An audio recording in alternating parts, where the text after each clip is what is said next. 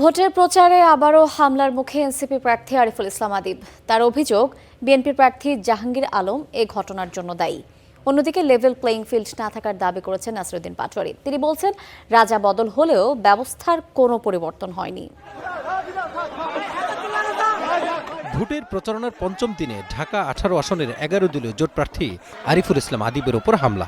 আর এই ঘটনায় বিএনপির প্রার্থী জাহাঙ্গীর আলমের কর্মীদের দায়ী করেছেন তিনি। এমন পাল্টাপাল্টি অভিযোগের মধ্যেই নগরীর অলিগলি চষে বেড়াচ্ছেন জামাতের প্রার্থীরা। পল্লবী, কালশী ও তেজগাঁয়ের ঢাকা 16 ও 12 আসনের প্রার্থীরা দেন মাদকমুক্ত নগরী গড়ার প্রতিশ্রুতি।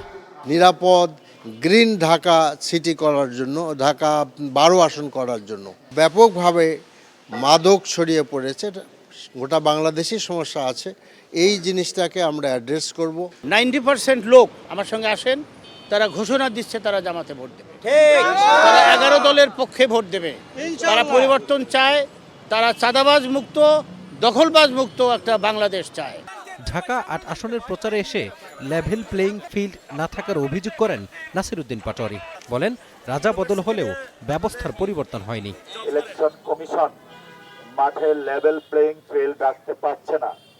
তারা এক দলের ক্ষেত্রে হলো অন্ধ এবং বধির হয়ে অপেক্ষা করছে, অন্য দলের প্রতি পর্যবেক্ষণ করছে।